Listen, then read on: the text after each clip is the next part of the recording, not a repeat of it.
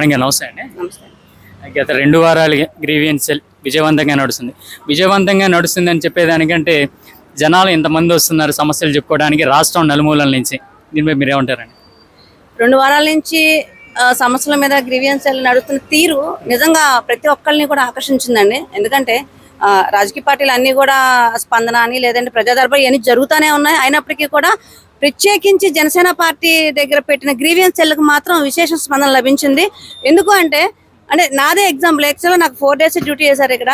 So 4 days అయినాక నాకు కూడా కొంచెం ఎక్స్పీరియన్స్గా అనిపించింది. ఒక మంచి పాఠశాలలాగా అనిపించింది. ఏంటంటే రాబోయే రోజుల్లో కాబోయే ప్రజాప్రతినిధులుగా ఉంటాం కాబట్టి అసలు సమస్యలు ఎలా ఉంటాయి, ఆ సమస్యలకి ఎక్కడికి వెళ్తే ఆ పరిష్కారం దొరికిద్ది, ఏ శాఖలకు మనం వెళ్ళాలి అనేది ఈ గ్రీవియన్స్లో మాలాంటి వాళ్ళకి ఒక పాఠశాల ఉంది.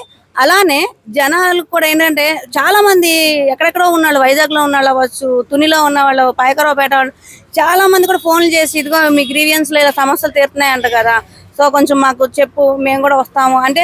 నా 4 days అయినా సరే నా డ్యూటీ ఏదో ఒక సమస్య వస్తుంది, నేను రోజు ఇక్కడికి వచ్చి ఆ సమస్యని అడ్రస్ చేయాల్సిన పరిస్థితి వస్తుంది. అంటే ఆ రకంగా అంత చక్కటి స్పందన అనేది ఈ గ్రీవియన్స్కి వచ్చింది. ప్రత్యేకంగా పవన్ కళ్యాణ్ గారు చేసిన ఆలోచన నిజంగా అంటే ఒక ఎమ్మెల్యేలు అంటే అధికారం వచ్చింది కదా ఆ పవర్ని అనుభవించాలి అనేది కాకుండా అధికారం వచ్చిన తర్వాత ప్రజలకి బద్దులుగా ఉండాలి, ఆన్సరబుల్గా ఉండాలి, అకౌంటబిలిటీగా ఉండాలి అని చెప్పని ఈరోజు మీరు గమనించవచ్చు. ఎండ ఎలా ఉందో అయినా కూడా మా ఎమ్మెల్యేలు ఈరోజు బయటే ఉండి వాళ్ళు గ్రీవెన్స్ తీసుకుంటున్నారు. అంటే ఒక నమ్మకం కలిగించడం, ప్రజల్లో ఒక నమ్మకం ఏంటంటే ఒక ఎమ్మెల్యే మనకి అండగా ఉన్నారు, ఒక ఎమ్మెల్యే మన కోసం ఫోన్ చేస్తారు, మనం అక్కడికి వెళ్తే సమస్య తీసుకోవడంతో పాటు ఒక భరోసా లభిస్తుంది అనేది అయితే మాత్రం ఈ గ్రీవియన్స్ ద్వారా జనాలకు అర్థమైందండి. అలాగే గ్రీవియన్స్లో మెజారిటీ సమస్యలు చూస్తే కనుక గత ప్రభుత్వంలో వైఎస్ఆర్సీపీ ప్రభుత్వంలో మా భూములు లాక్కున్నారంటూ కావచ్చు, లేదంటే మాకున్న పెన్షన్లు తీసివేశారు అంటూ కావచ్చు, ఇలాంటి సమస్యలు ఎక్కువ మంది వస్తున్నాయి. దీనిపై అయితే మీరే ఉంటారండి?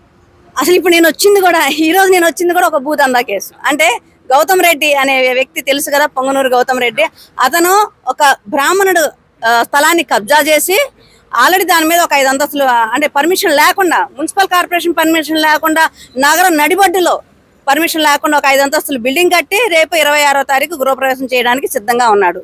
సో అంటే అలాంటి సమస్యని నేను తీసుకొచ్చాను ఇక్కడికి ఈరోజు. అంటే పాప ఆయన పేపర్ పరంగా పూర్తిగా ఆ బ్రాహ్మణుడి పేరు మీదే ఉంది మొత్తం అంతా, కానీ గ్రౌండ్లో చూస్తుంటేనేమో గౌతమ్ రెడ్డి అనేది ఆక్రమించున్నాడు. సో ఇలాంటి సమస్యలు తీసుకొచ్చున్నాను. ఈరోజు వంశీకృష్ణ యాదవ్ గారు దాని మీద మాట్లాడతానని చెప్పన్నారు. సో అంటే నేను కూడా ఆ సమస్య మీద వచ్చాను కాబట్టి అంటే ఎలాంటి అక్రమాలు జరిగినాయి 2019 నుంచి 2024 వరకు జరిగిన భూదందాలు చూసుకుంటే కోకలలో అసలు మనం దానికి లెక్క పెట్టడానికి లేదు. రోజుకి ఒక 150-200 గ్రీవెన్స్లు వస్తే కనుక మేజర్ శాతం అగ్రభాగం అనేది కేవలం భూదందాలే. ఈ రకంగా మనం అనుకోవచ్చు ఏం జరుగుతుంది ఏంటి అనేది. కాబట్టి ప్రతి ఒక్కరికి న్యాయం చేసే విధంగా సాయశక్తులు అనేది జనసేన పార్టీ ప్రయత్నిస్తుంది. గ్రీవియన్స్ సెల్ నుంచి కూడా అధికారులకి కాల్ వెళ్ళినప్పుడు కూడా చాలా చక్కటి రెస్పాన్స్ అనేది ఉంటుంది. ఎందుకంటే జనసేన పార్టీ గ్రీవియన్స్ నుంచి అనగానే ఒక నిజాయితీగానే వస్తుంది అని చెప్పని వాళ్ళు భావిస్తున్నారు. కాబట్టి మాక్సిమం ఇక్కడే సాల్వ్ చేసే పరిస్థితి ఉంటుంది. ఇక్కడ సాల్వ్ చేయని పక్షంలో లోపలికి వెళ్తున్నాయి, సార్ టేబుల్ మీదకి వెళ్తున్నాయి. కాబట్టి ఎక్కడికక్కడ ప్రక్షాళన జరుగుతుందండి. ఇలాంటి భూదందా కేసులోనే ఈరోజు జోగి రమేష్ గారి అబ్బాయి అగ్రిగోల్డ్ భూములకి సంబంధించి అరెస్ట్ చేశారు. దీనిపై మీరేమంటారండి? అంటే వెధవలే పుడతారు అన్నట్టు, పనికి మాలిన వెధవలకి నిజంగా వాళ్ళ కడుపున వాళ్ళే పుడతారు అన్నట్టు. పాపం ఈరోజు వాళ్ళ పరిస్థితి చూస్తుంటే చాలా జాలేస్తుంది. ఒకప్పుడు విర్రవీగారు, ఈ రోజు చూస్తే బొక్కబోర్ల పడ్డారు. A2, A3, A4కి వెళ్ళారు. నాకు తెలిసి A1 కూడా జోగి రమేష్ గారు అయ్యి ఉంటే బాగుండేదేమో అనిపించింది.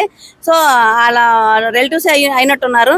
కాబట్టి ఎవరు ఎంత చేసినా భగవంతుడు అనేవాడు ఉన్నాడు. ఖచ్చితంగా ఆయన చిట్టా రాస్తూ ఉంటాడు. ఆ చిట్టాకి ఎవ్వరు కూడా అతీతం కాదు. ఈరోజు మనకు మంత్రి పదవి ఉంది, మనకు జగన్మోహన్ రెడ్డి ఉన్నాడు. అసలు మనం విర్రవీగాము, మనం అడ్డగోలుగా మాట్లాడాము, అడ్డగోలుగా భూదందాలు చేసాము, జనాల్ని పిండి చేసి మరి వాళ్ళ దగ్గర భూములు లాక్కున్నామంటే కాదు. దానికి ఒక టైం ఉంటుంది. ఆ టైం ఈరోజు వచ్చింది. అది పవన్ కళ్యాణ్ గారి రూపాన వచ్చింది. కాబట్టి ఖచ్చితంగా అగ్రిగోల్డ్ బాధితులు ఎవరైతే ఉన్నారో వాళ్ళకి న్యాయం జరిగే పరిస్థితి ఉంటుంది. ఇలాంటి వాళ్ళు ఇంకెంతమంది ఉన్నారు, ఏదో కొనుల్లో ఎలకల్లాగా ఇంకెంతమంది ఉన్నారు, ఎంతమంది ఉంటారో వీళ్ళందరూ కూడా బయటకు వస్తారు. వాళ్ళందరికీ కూడా చట్టం తన పని తాను చేసుకుపోతుంది. అలాగే మేడం, విశాఖపట్నం ఎమ్మెల్సీ ఉప ఎన్నికకి సంబంధించి మీరు పోటీ నుంచి ఎందుకు తప్పుకోవాల్సి వచ్చింది? ఇప్పుడు 60% వాళ్ళకి బలం ఉందని తెలుసు. అఫ్ కోర్స్ గట్టిగా మేము కూటమి ప్రభుత్వం కనుక అక్కడ కూర్చొని దృష్టి పెడితే ఖచ్చితంగా సాధిస్తాం. కానీ కేవలం ఒక ఎమ్మెల్సీ కోసం ఈ రోజు మేము చేస్తున్న పోరాటం ఏదైతే ఈ 2019 నుంచి 2024 వరకు జరిగిన దోపిడీలు అవ్వచ్చు లేదా నష్టాన్ని అవ్వచ్చు, ఈ పూడ్చే క్రమంలో మేము చేస్తున్న పోరాటం ఏదైతే ఉందో దాన్ని కొంచెం మళ్లించో లేకపోతే ఒక గ్యాప్ ఇచ్చో దాని మీద కాన్సన్ట్రేషన్ పెట్టాల్సినంత అవసరం లేదు ఈ రోజు కుటుంబ ప్రభుత్వానికి. కాబట్టే సరే చేసుకోనండి, ఒక ఎమ్మెల్సీనే కదా, మాకేం నష్టం లేదు. మేము మా టార్గెట్ ఒకటే, ఈ రోజు జరిగిన నష్టాన్ని పోడ్చాలి, అలాగే ప్రజలకు భవిష్యత్తు ఇవ్వాలి. దీని మీద కాన్సన్ట్రేషన్ పెట్టాం కాబట్టి ఇలాంటి వేరే వాటి మీద ఫోకస్ అనేది అనవసరం అని పెడితే అసలు నో డౌట్ ఒక్కసారి మా కుటుంబ ప్రభుత్వం మా ఎమ్మెల్యేలు అందరూ కూర్చుంటే అది పెద్ద విషయం కాదు దాన్ని తెచ్చుకోవడం అనేది. కాకపోతే అంత అంటే వాళ్ళ మీద అంత పెట్టడం అనవసరం అనేది, ఆ ఫోకస్ పెట్టడం అనవసరం అనేది మేము తప్పుకోవడం జరిగింది.